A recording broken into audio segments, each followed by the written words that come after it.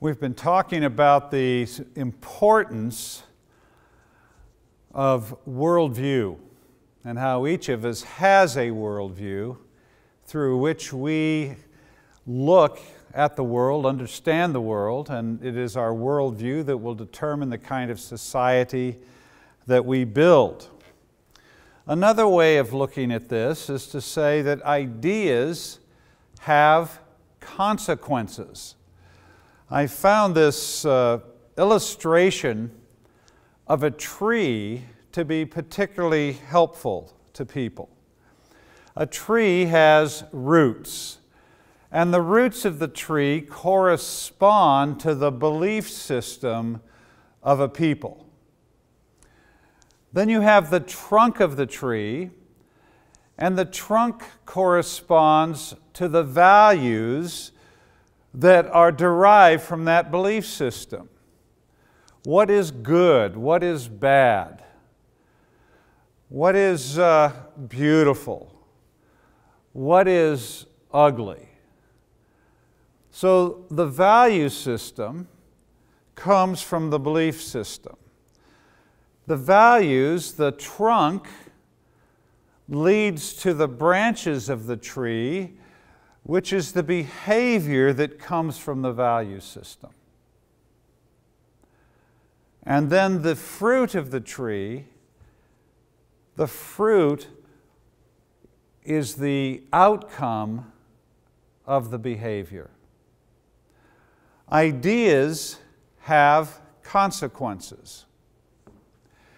If in a culture we believe that men are superior to women, we have that value that male is superior to female, that causes men to behave in a certain way and women to behave in a certain way. And that behavior has consequences. And as we looked at earlier, we now have 200 million fewer women alive in the world today. They're dead. And they're dead because someone killed them. It could have been a doctor in a sex selection abortion. It could be a midwife at the birth. It could be a husband killing his wife. But you have dead females to the extent that there are 200 million fewer women in the world than there should be. Why?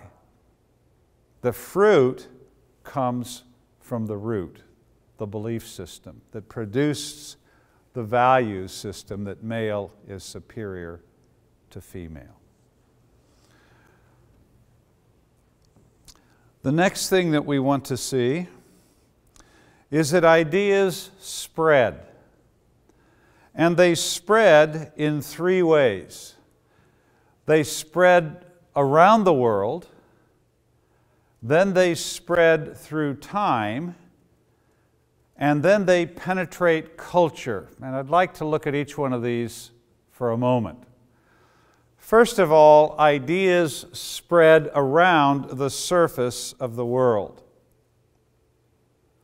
Jesus in Acts chapter 1 said, "We are to be His witnesses in Jerusalem, in Judea, in Samaria, and to the uttermost corners of the world." Here, ideas are to move horizontally around the surface of the world. And the church understands this today. We have a real sense of wanting to see the gospel move around the world, and we are in what some people call the final frontiers of missions, taking the gospel to unreached people groups in very remote places.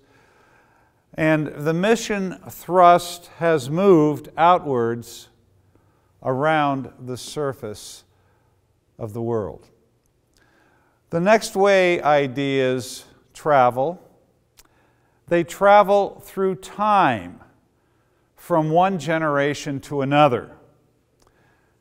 And often today, as Christians, we're not as conscious of the need to engage in this multi-generational experiment. But the gospel is to go from parents to children and children to grandchildren. It's to move from one generation to another. I was in the Ukraine a number of years ago, and after this session, a student came up to me, a woman came up to me, and she said, "Darrow, I have an illustration for you." She said, "I love to make roast beef, and all my friends love to come to my house to have roast beef." And one day, one of my friends said, "What is the secret of your roast beef? What do you do to it that makes it so special?" And she thought for a moment, and she said, "Well, maybe it's because I cut the end of the roast off before I put it in the pan and roast it." And the friend said, "Well, why do you do that?" And the girl said, "Well, I don't know." And she thought for a minute, and she thought, "Well, that's probably because that's how my mom did it." So her girlfriend said, "Well, why did your mom do it that way?" She said, "I don't know."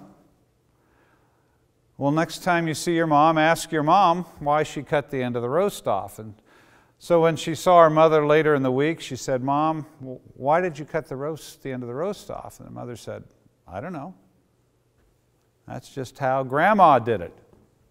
"Well, why did Grandma do it that way?" "Well, I don't know. She just did." So the next time she saw her grandma, she said, "Grandma, why did you cut the end of the roast off before you put it in the pan?" And her grandma said, "Because I had a very small pan and couldn't get the roast in it, so I had to cut the end off." "Well, why do we do the things that we do?" "I don't know. It's just because that's how my father did it, or my grandfather, or my mother, or my grandmother." And very often we live unexamined lives. We do things almost as if we are a programmed machine, as opposed to an image bearer of God who is wrestling with ideas and thinking about the reasons we do things, and thinking about where ideas come from and the impact they have on our lives. So ideas move from one generation to another, and if they are good ideas, then we are blessed by those ideas. But if they're not good ideas, then we receive the burden of those bad ideas. The third way ideas travel is vertically. They penetrate culture. We see this in Matthew chapter 28, where Jesus tells the disciples to make disciples of all nations. You're all familiar with this passage. Matthew 28:19, "Therefore go and make disciples of all nations, baptizing them in the name of the Father and of the Son and the Holy Spirit, and teaching them to obey all that I have commanded." The gospel is not just to go around the world, the gospel is to penetrate culture. And this is something that the church has largely forgotten today. We've been so focused on the gospel going around the world that we have forgotten that it is to penetrate culture. So when you read the Great Commission, and Jesus says, "Therefore go and make disciples of all nations," this is the vertical impacting of ideas, for ideas to penetrate culture. How do ideas spread through culture? They usually begin with the intellectual in the university. These are the men and the women who love to wrestle with questions and ideas. They're not afraid of questions. They spend their lives asking them and looking for the answers. And they are the ones who work in our universities and teach from this body of knowledge that they have gained through their wrestling with ideas. Usually what happens next, the ideas are picked up by balladeers. These are the artists, the filmmakers, the songwriters, the singers and musicians and poets. And they are very sensitive people. They usually are the ones that hear the ideas coming before anyone else, and they take and put these ideas into their artistic expression, and the ideas begin to go from there into the culture. They begin to shape culture. The professionals are the ones who pick this up next. These are the doctors, the lawyers, the architects, and they take the ideas that are now part of the popular culture and they create laws and build institutions and structures in society that reflect these ideas. And then we live within the framework of these ideas. And then last, of course, is the common man and woman in a society, and whether the laws are just or corrupt, they are the ones that pay the price for the laws and structures that have been created. So ideas move around the world, they move through time, and they penetrate culture. And it is the penetration of culture that we largely as a church have forgotten. We have seen the Great Commission as going into all the world, preaching the gospel, saving souls for heaven, and maybe planting churches, but we have not seen the gospel as discipling nations.